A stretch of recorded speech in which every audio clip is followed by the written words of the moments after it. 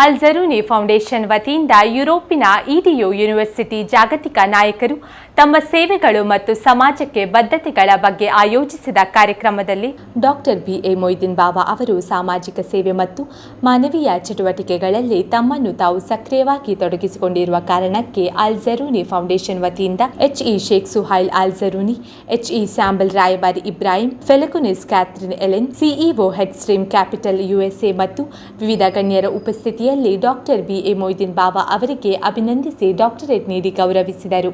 ಇದೇ ವೇಳೆ doctor JR. Bangera ಅವರನ್ನು ವಿಶ್ವಾದ್ಯಂತ ವ್ಯಾಪಾರ ಮತ್ತು ವಾಣಿಜ್ಯದಲ್ಲಿ ತಮ್ಮ ಸೇವೆಗಳನ್ನು ಬಲಪಡಿಸುವುದಕ್ಕಾಗಿ ಡಾಕ್ಟರೇಟ್ ನೀಡಿ ಗೌರವಿಸಲಾಯಿತು.